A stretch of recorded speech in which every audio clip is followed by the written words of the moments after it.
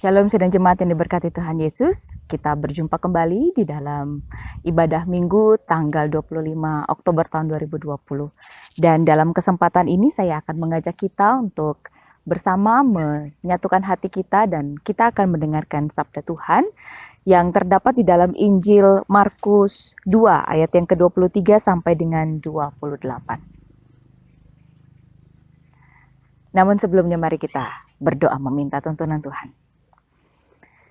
Kami memuji dan menyembah Engkau ya Allah yang hidup, yang senantiasa memberkati kehidupan kami di dalam rahmat-Mu.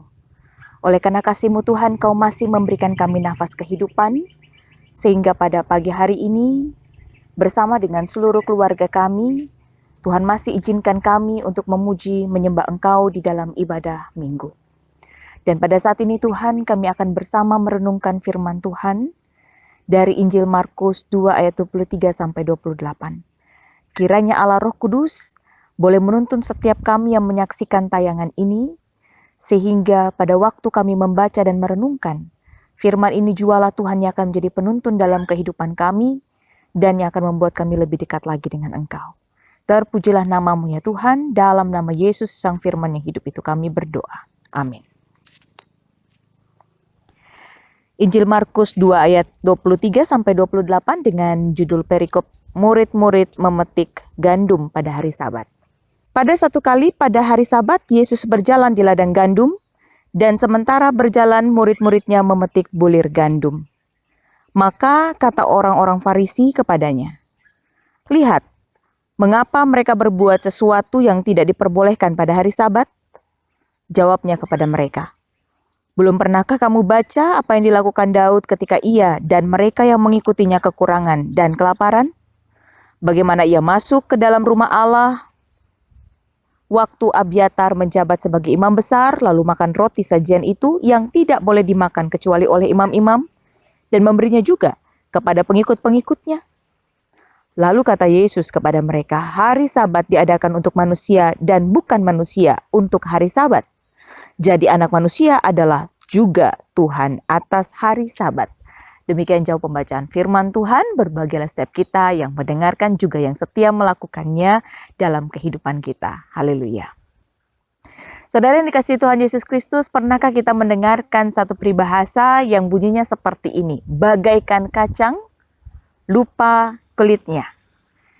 Saya yakin tentu kita pernah mendengarnya, satu peribahasa yang memiliki arti bahwa kita yang sudah pernah mengalami kebaikan dari seseorang, tetapi terus kemudian kita lupa untuk membalasnya, atau kita lupa siapa diri kita sesungguhnya sebelum kita menjadi sesuatu.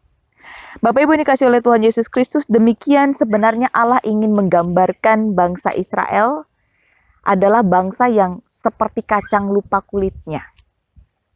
Di dalam minggu ke-20 sesudah Trinitatis, di dalam ayat introitus kita dikatakan bahwa dalam Mika 6 ayat 5, "Hai manusia, apakah yang diinginkan Tuhan kepadamu? Selain berlaku adil, mencintai kesetiaan, dan hidup dengan rendah hati di hadapan Allahmu." Sebenarnya satu ungkapan yang berasal daripada Tuhan, semacam nada kekesalan kepada bangsa Israel yang sesungguhnya sudah mengalami begitu banyak kebaikan daripada Tuhan. Tuhan sendiri yang telah menolong bangsa Israel, bahkan di dalam Mika 6 disinggung tentang bagaimana Tuhan mengubah kutuk menjadi berkat yang tadinya disampaikan oleh Bileam. Tetapi terus kemudian apa yang dilakukan oleh bangsa Israel? Mereka seolah-olah melupakan kebaikan daripada Tuhan.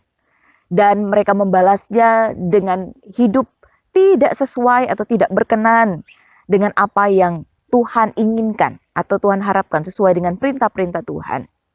Memang benar mereka melakukan ibadah-ibadah mereka, tetapi di dalam ibadah-ibadah mereka pun mereka masih melakukan penindasan ataupun mereka masih berbuat kecurangan-kecurangan. Bahkan para hakim bertindak semena-mena, tidak menyatakan hukum dengan adil, dan mempersulit orang-orang yang lemah. Oleh sebab itu Tuhan mengatakan satu seruan ini melalui Nabi Mika. Di dalam Mika yang ke-6, Seolah-olah Tuhan ingin menyuarakan isi hati Tuhan kepada bangsa ataupun umat yang sangat dikasihinya. Hai manusia, apakah yang diinginkan atau apakah yang Tuhan minta? Tuhan tidak minta persembahan atau Tuhan tidak minta satu korban yang diberikan kepada Tuhan. Tuhan tidak meminta harta kita. Tuhan minta. Yang Tuhan minta adalah bagaimana kita mau hidup dengan adil terhadap sesama kita. Hidup dengan mencintai kesetiaan atau komitmen. Dan hidup dengan rendah hati di hadapan Tuhan. Bapak Ibu yang dikasihi oleh Tuhan Yesus Kristus, ketiga hal ini merupakan sesungguhnya ciri atau merupakan suatu hal yang sebenarnya melekat kepada setiap orang-orang yang percaya kepada Tuhan. Sebab Allah kita adalah Allah yang adil, sehingga sesungguhnya pun ketika kita dituntut untuk melakukan keadilan itu merupakan suatu yang sudah sewajarnya. Pada pagi hari ini kita boleh melihat bahwa hal itu terpampang jelas. Kesalahan yang sama diulang kembali. Ketika orang-orang atau para ahli Taurat itu memprotes satu tindakan yang dilakukan oleh murid-murid Tuhan Yesus.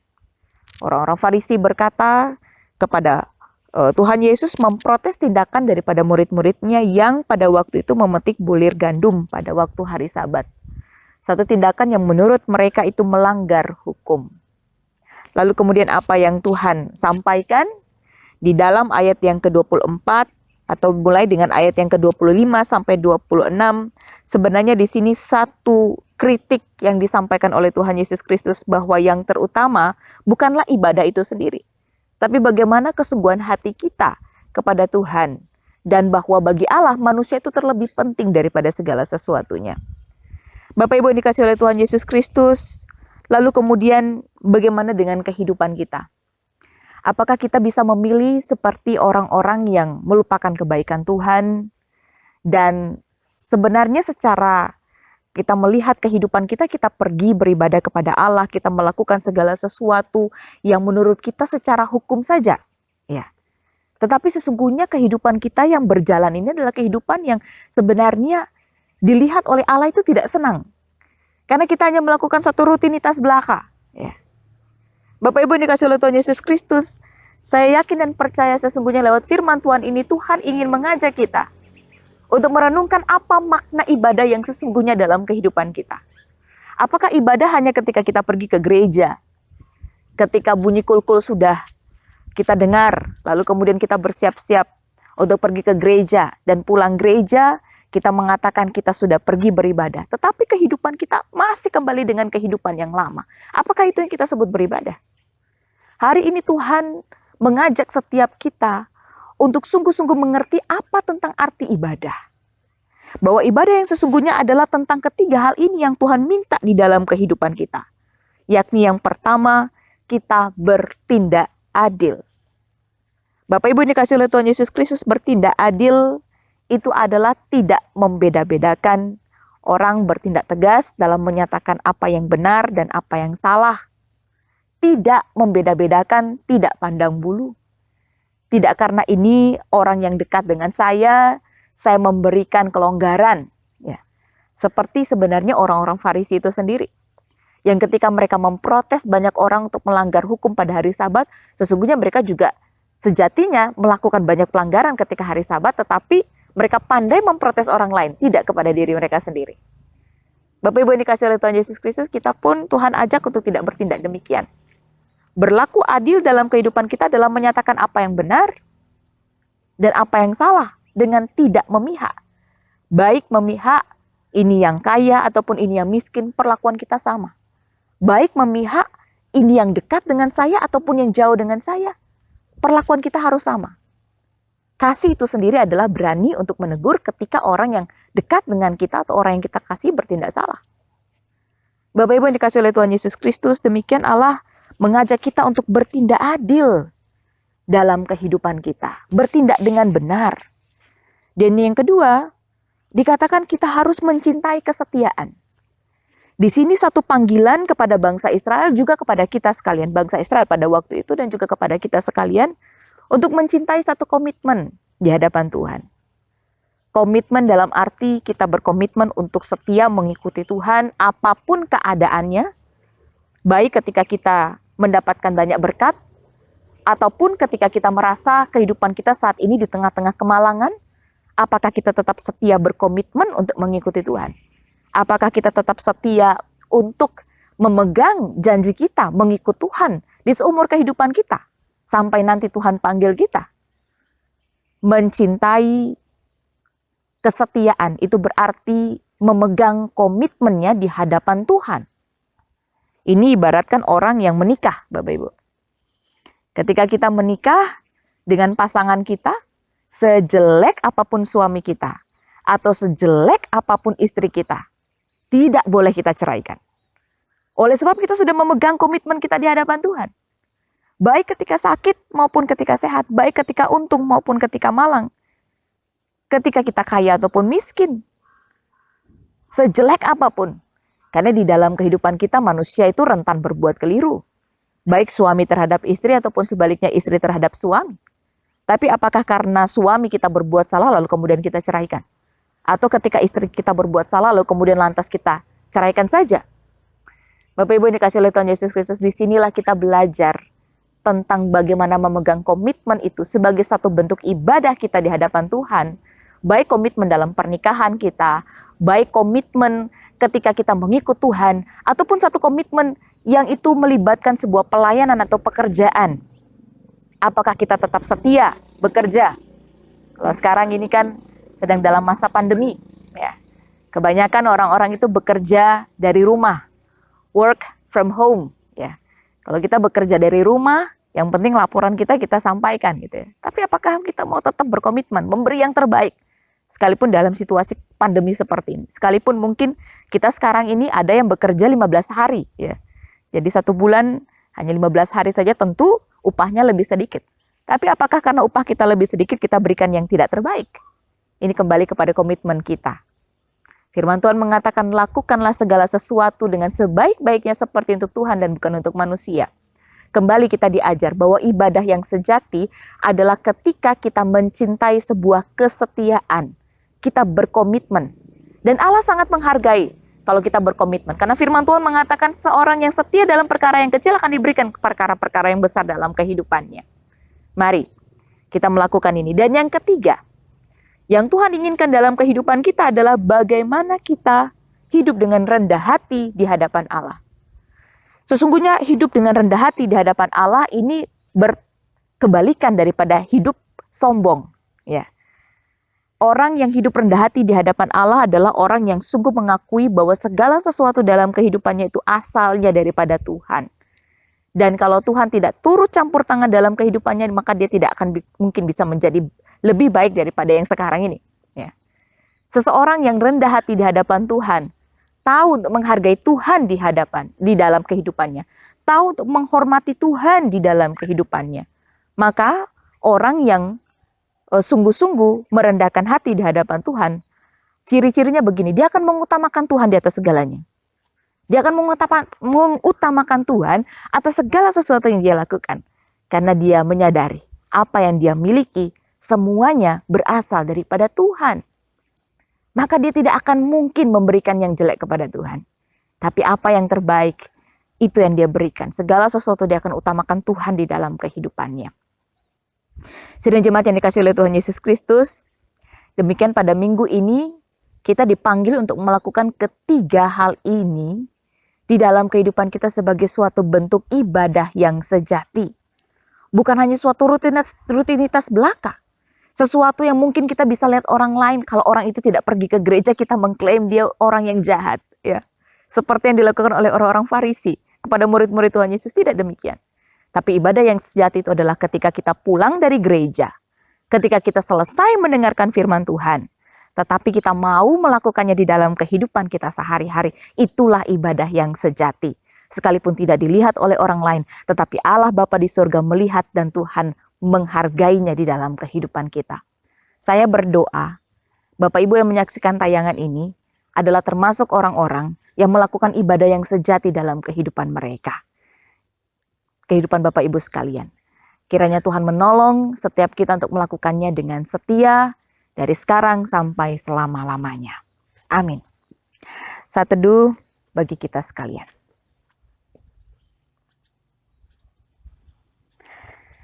Ya Tuhan, kami mengucap syukur untuk kasih-Mu yang pada saat ini Tuhan boleh kami rasakan lewat firman yang kami dengarkan pada pagi hari ini. Engkau mengingatkan kepada kami untuk senantiasa hidup dengan adil dalam kehidupan kami, mencintai, kesetiaan, dan rendah hati di hadapan Tuhan dan sesama kami. Ajarilah kami Tuhan untuk hidup senantiasa sesuai dengan firman-Mu. Dan tolonglah kami, agar dalam kehidupan kami selalu dipakai untuk menjadi alat dalam memberitakan firman Tuhan dan juga Tuhan untuk menjadi kesaksian bagi lingkungan sekitar kami. Saat ini juga kami menyatukan hati dan berdoa bagi setiap saudara-saudara kami yang sakit dimanapun berada. Khususnya bagi yang terpapar COVID-19, Tuhan berikan kekuatan, Tuhan berikan pengharapan. Sebab kami tahu bahwa di dalam nama Yesus Kristus tidak ada hal yang tidak mampu untuk Tuhan sembuhkan. Kami berdoa, di mana ada iman saat ini bagi orang-orang yang menyaksikan, bagi anak-anak-Mu yang menyaksikan. Tuhan, Kau menjamah mereka dengan kuasa Roh Kudus, memberikan pemulihan bagi setiap saudara-saudari kami di dalam nama Yesus Kristus Tuhan. Kami berdoa bagi kami yang sehat. Tuhan kiranya boleh memberikan kekuatan kesehatan bagi kami, untuk kami dapat melakukan tugas dan tanggung jawab kami sebagaimana yang Tuhan percayakan kepada kami. Berkati pemerintah kami juga Tuhan, dalam setiap upaya-upaya untuk Tuhan segera mengatasi COVID-19 ini. Dan kiranya kami berdoa dimanapun Tuhan tenaga medis berada juga Tuhan berkati mereka, sehingga mereka juga tetap diberikan kekuatan kesehatan di dalam melayani Tuhan lewat pelayanan mereka kepada sesama. Dan biarlah Tuhan angka kesembuhan makin tinggi boleh kami lihat dan kami nyatakan Tuhan. Bapa, diberkatilah juga anak-anak-Mu dalam masa krisis ini, setiap orang yang menyaksikan tayangan ini ditolong oleh Tuhan dan diberkati oleh Tuhan. Beras yang ada pada kami, lauk pauk Tuhan, Tuhan yang pelihara kami. Di dalam krisis ini kami tidak akan berkekurangan, tetapi kami akan menjadi saluran berkat bagi banyak orang. Dan ajarlah kami untuk hidup dengan setia, Tuhan, di hadapan Tuhan, untuk mengasihi sesama kami, terlebih khusus keluarga kami, pasangan kami, dan kami tidak meninggalkan mereka dalam keadaan apapun. Tapi kami boleh tetap setia di hadapan Tuhan, sehingga selalu berkat Tuhan mengalir dalam kehidupan rumah tangga kami.